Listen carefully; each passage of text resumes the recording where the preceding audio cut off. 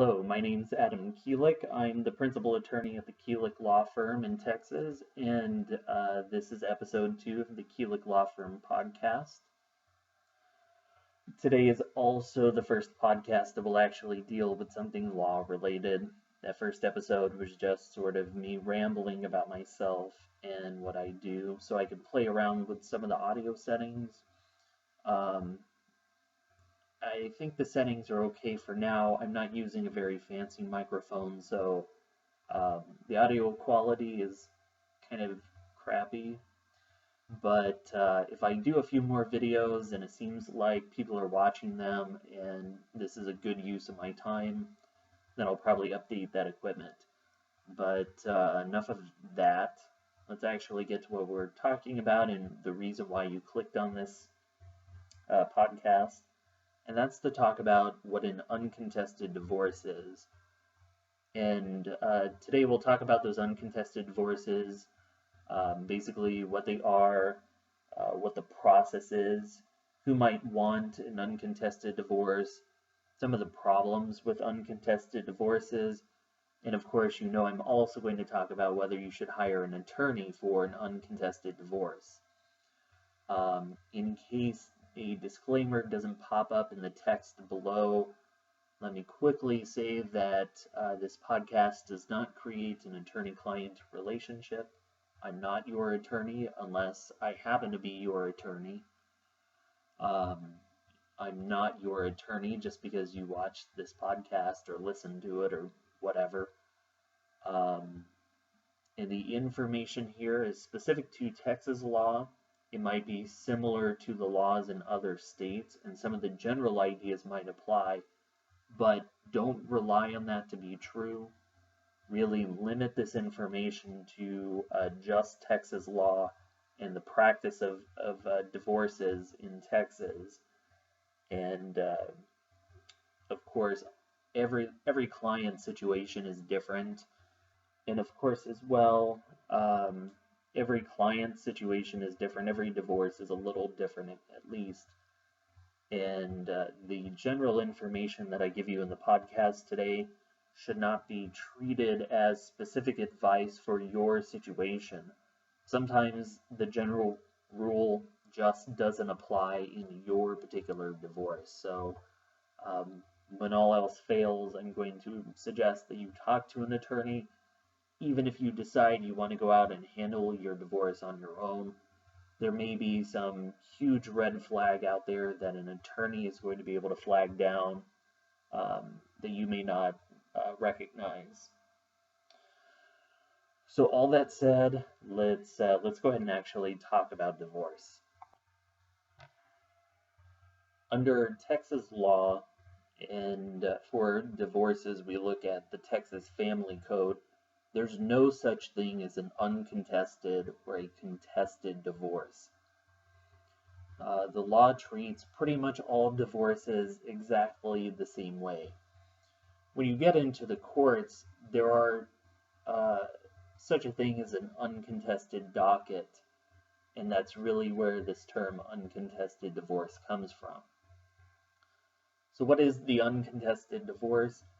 An uncontested divorce just means that the two spouses have agreed to deal with whatever is between them, the property, the children, visitation, child support, all that good stuff. An agreement has been reached. The parties are going to work together. They're not going to sit and file a bunch of motions or have hearings in front of the judge. They're not going to throw everything in their divorce in front of the judge and have the judge make a decision. So that's what an uncontested divorce is. And if your thought about that definition was, that's pretty vague, and I don't know what that means. Well, the truth is, there really is no clear set definition for an uncontested divorce. It just generally means that the parties agree on whatever needs to be dealt with in the divorce. And that's it. The other side of that would be a contested divorce, and that means that there is some disagreement The spouse that did not file for divorce is going to not necessarily oppose the divorce itself, but is going to disagree or dispute the property issues or the child issues, and you're going to have to go down the traditional litigation path. The benefit in an uncontested divorce is that the two parties don't have to pay for a long litigation process in which there's sort of a paper war between the two sides, and then there's a bunch of hearings and a lot of hostility just to ultimately reach that point of an agreement, or in fairly rare cases, actually go to trial before a jury or a judge. And in Texas, we're one of the few states that has this weird idea that issues in a divorce can actually be put to a jury of your peers rather than a judge who's experienced with family law and sort of knows what they should be doing when it comes to dividing up a family. So we've kind of talked about what that longer process is for a contested divorce. Let's talk a little bit about what the process is for an uncontested divorce. In Texas, the uncontested divorce process starts and ends pretty much the same way as a contested divorce. And that begins with one of the spouses filing a petition for divorce. And that spouse is called the petitioner. Makes sense, right? Okay, so the petitioner files a petition, and then the petitioner will do one of two things. The petitioner will either have the other spouse served by a process server, and that's sort of that iconic moment in TV shows or movies where somebody walks up and hands the spouse the paperwork and says, "You've been served," although you don't really have to tell them you've been served. You just have to hand them the paperwork and walk away. But that's not really exciting for TV, so that's why you always get the whole "you've been served" kind of thing. Or in an uncontested, well, even in a contested divorce, the petitioner can ask the other spouse, who is called the respondent, to sign a waiver of service. And that's a document that the respondent signs in front of a notary saying, "You don't have to serve me. I've been given a copy of the petition. You have this constitutional right to be served with process, and you can waive it by signing this document." Now, the reason why a respondent may want to sign a waiver of service is because it costs money to hire a process server. In Tarrant County, it's about $75 to hire a constable. Some of the private servers are a little cheaper, and then you've got to pay to have a citation issued, so it runs about $85 to have a constable go out and serve somebody. It's essentially the same thing as filing or mailing paperwork or handing paperwork to the respondent. So if the respondent is agreeable enough in the divorce, then there shouldn't be a problem with the respondent trying to essentially save his or her own money and not have to hire a process server to be served. That waiver of service then needs to be filed with the court. It doesn't have to be filed any earlier than when the divorce decree is given to the judge to sign at the end of the process. But it usually is just easier to get it filed as soon as you get your hands on it.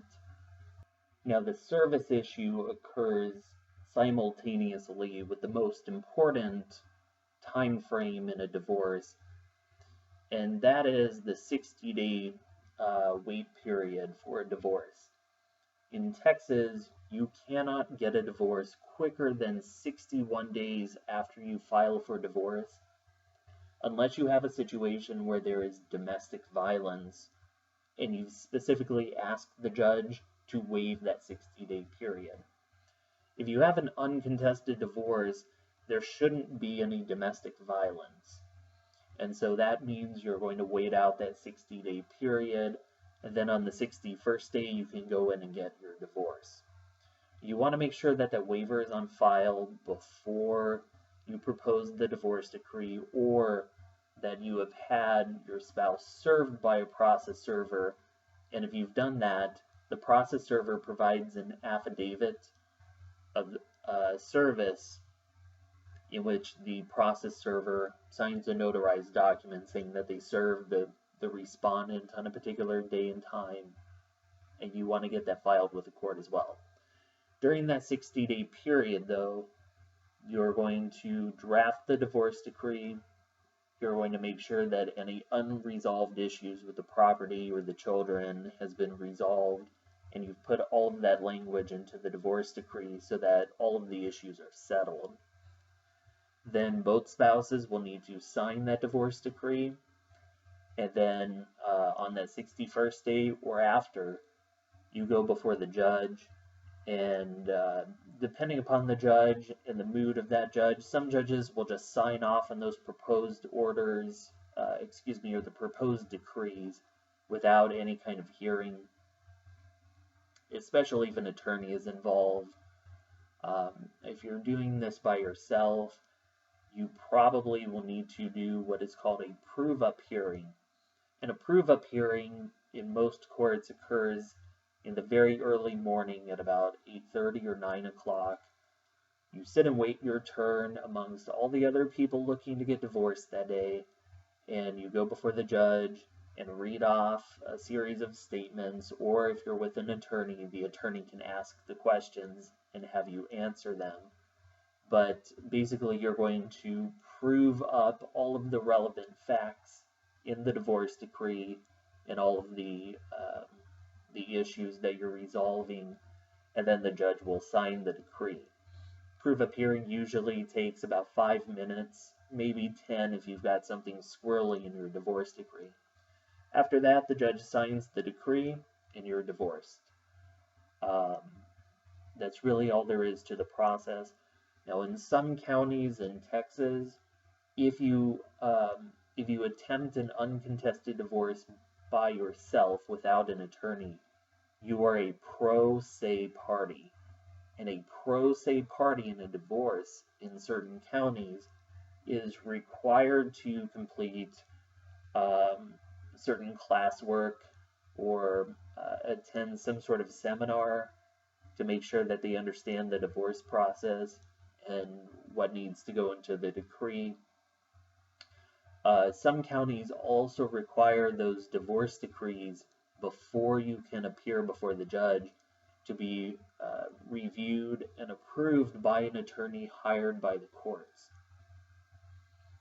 Now, the problem there is that there's only like 1 or 2 attorneys for each county that has this requirement. And there's a lot of people wanting to get divorced. So the problem is you have 1 or 2 overworked attorneys, and sometimes it can take months for them to approve your decree. And if for some reason your decree is not approved by this attorney, you've got to go back, make some changes, and go back to the end of the line. That's a long time to wait. Now, I'm not telling you that because I'm trying to convince you that you need to hire an attorney. I practice primarily in the North Texas area, and to my knowledge, none of the counties up there require it. So it's not so much an issue of me trying to round up business by saying that, but just something to consider if you've got a reason to try to get your divorce done as quick as possible. Say you want to go out and marry somebody else as soon as possible, then sitting around and waiting for months might really spoil those plans. So to summarize all of that, the petitioner files the divorce petition, the service issue is dealt with, the divorce decree is drafted, the parties sign it, and then it's taken before the judge, and the judge signs it. That's way easier to say than all that other stuff I said, but it's kind of important to know some of those other details and be able to walk through that process. Now, anybody really could go through the uncontested divorce process. You could reach an agreement with your spouse and deal with your divorce that way. And if you can, that's great.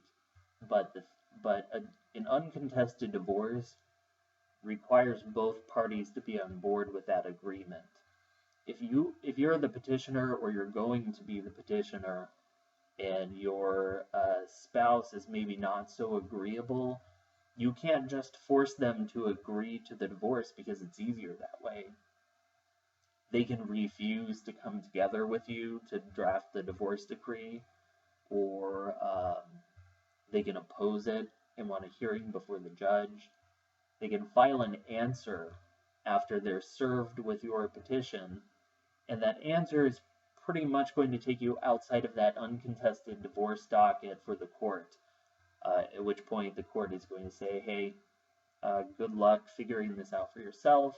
We recommend you hire an attorney, but either way, good luck. In that case, I really recommend hiring an attorney, but sometimes divorces can kind of waffle between uncontested and contested, if that makes any sense at all. And what I mean by that is, you might have a situation where up front the spouses don't agree on the issues, and then the spouses turn around and agree, and then maybe as they're trying to draft this agreed divorce decree, that agreement sort of breaks down, and there's some hostility and friction over the terms, and then eventually the spouses can come together and figure out some sort of agreement just to push through that divorce. And that's okay. There's not a problem with that. The marriage obviously didn't work, so it's not too surprising in those cases that an agreement didn't work out any better. But you've just got to deal with the situation as it is. You can't control what your spouse says or thinks or wants to do with the divorce. And sometimes, even if you're willing to agree to just anything your spouse wants, your spouse can still put up the fight and destroy your hopes for an uncontested divorce. I generally think that the uncontested divorce process is a pretty good idea. It's a pretty good approach if you don't have too much property, or your property issues are fairly simple, and there's nothing unusual about what you need as far as the children are concerned. Sometimes with the property, it's hard to know exactly how to divide marital property. We have these strange community property rules in Texas, and dividing financial assets like 401ks or stock accounts can sometimes be pretty tricky, even just to figure out what kind of funds might be available to you in the divorce. If you're just dividing a bunch of personal property or cars, that's usually pretty simple, and it's okay to figure that stuff out yourself. But if you've got those other financial assets, I really caution people about trying to do an uncontested divorce. If your arrangement for visitation and child support is also going to be pretty simple, then the uncontested divorce is probably a good idea. If you have a child that has special needs, whether it's medical or some sort of extracurricular activity that requires a lot of involvement or financing, you may really want to take a good look with an attorney at whether just trying to reach whatever agreement seems to work at the time makes sense, or whether you should really have maybe not a full-scale war on the issue, but maybe a little bit of a battle over making sure that those issues are being properly cared for. So the pitfalls that come along with those uncontested divorces is that some of the stuff we've already talked about. Sometimes you think you can get an uncontested divorce, but your spouse won't be agreeable or won't be reasonable about coming up with an agreement. When you've got some of those more complex financial assets or complex child issues, um, sometimes you don't always put yourself in the best position by just trying to strike a deal and move on whatever agreement you get. Um, a lot of times people just want the marriage over, just want to get through the divorce as quick as possible, and they'll agree to whatever the other spouse wants just to get the process done. And while it seems like a good idea in the moment, a lot of people in these situations come back around and really have some regret about the agreement they made and want to go back and try to make changes to it. But the problem is, once that divorce decree is signed by the judge, it's very difficult to change it.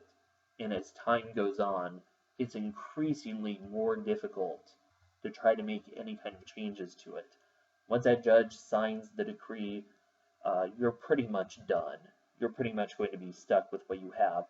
Of course, the issues with your children can always be changed or modified by filing a new suit, but that's a lot of time and money and energy devoted to something that you could have gotten right in the first place. And if you're going at this by yourself without the benefit of an attorney, um, not to treat you like you're stupid, but since hopefully this has been your first shot at a divorce and your first interaction with trying to divide up a marital estate, you may not really have the foresight to know what kinds of things happen down the road with your children or visitation or child support, and you may not really understand the consequences of how you divide property, particularly financial assets, how debts are going to be handled, how to protect yourself in the event that the agreement that you reached about who pays on the credit cards or the mortgage doesn't pan out. Because for as much as we have all of this community property rules in Texas, one thing that does not exist is a community debt. A court cannot divide those debts up. So whoever's names are on debts, even if the divorce court says the other spouse has to pay for the debt or part of it, the creditor doesn't care what the divorce decree says. The creditor has a contractual right against whoever is signed on to the debt, and that's who the creditor is going to go after. You can go chase down your spouse to try to get that indemnity provision and get your spouse to pay it out. But look, if your spouse doesn't have money, it doesn't matter. You can't squeeze blood from a turnip, and that's what you're going to be doing. So there are some risks involved in reaching an agreement that's less than ideal. Even if you're working with an attorney, I handle lots of uncontested divorces for clients. And I'll have clients come in who have reached some kind of deal with their spouse, and that's what they want to go with. And sometimes I try to talk them out of it because it's really a pretty bad deal for them. But if a client is insistent about it, I don't refuse the work. I just want to make sure that they're aware of what they're getting themselves into and the permanency of the decisions that they make. So that's something to consider. So, of course, I'm also going to talk to you about whether you need an attorney. Surprisingly, I'm going to tell you that you don't always need an attorney for an uncontested divorce. Not always. If you really don't have a lot of property and you don't have children, or your children are, almost out of the house, then you can probably get away with an uncontested divorce as a pro se party and do it all by yourself. There are forms available from the state of Texas. If you have one of these very simple divorces, You can use those forms. It's fairly simple. Um, in most cases, you're going to be okay. But the more complex and larger the assets in the marriage, and the more you have to deal with some sort of unique visitation schedule or unusual child support arrangement, the greater the probability is that there's going to be problems down the road trying to do it yourself. Um, in some of these situations, the way the divorce decree is drafted can make a huge difference in what kind of rights you're going to have in the future with your children, or how child support can be enforced, or what kind of rights you have to be able to make medical decisions or education decisions for your children. And of course, once that property is divided, that's pretty much a done deal, and you're not going to be able to go and do something different in the future. So the more you're dealing with any sort of complexity in the divorce, the more I would encourage you to talk to an attorney. There are other attorneys out there who handle uncontested divorces. Some attorneys are more reasonable in their fees than others. Look around, see what kind of prices you get. You may find out that it's really not as expensive as you might have thought.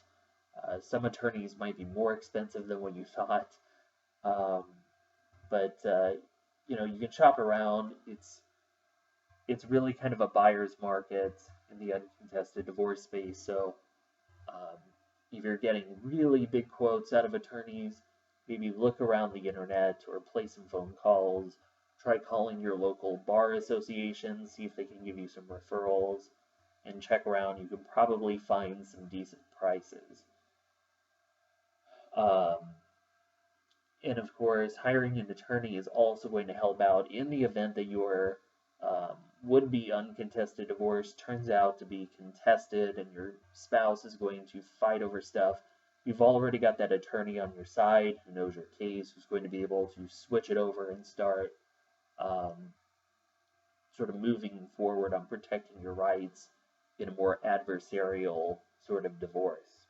So to sort of summarize that point, the more complex, the more is involved in your divorce, and the more likely it might be that down the road it's going to break down and turn into a full-scale adversarial contested divorce, the more it makes sense for you to go hire an attorney.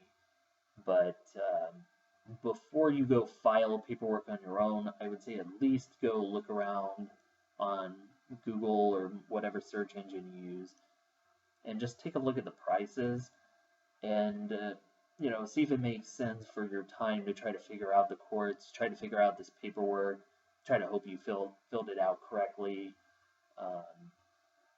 hope that you figure out what you're supposed to do in front of the judge. It may be cheaper for you, from a time perspective, to hire an attorney and let that attorney do that for you. So that's pretty much it. I mean, that's about half an hour of discussion on what an uncontested divorce is. If you are interested in my services and you're in the North Texas area, you can go to my website. I have published flat fees out there. You can get more information about how I handle uncontested divorces. You can also look on the blog that's on the website. There's quite a bit of information published out there about uncontested divorces.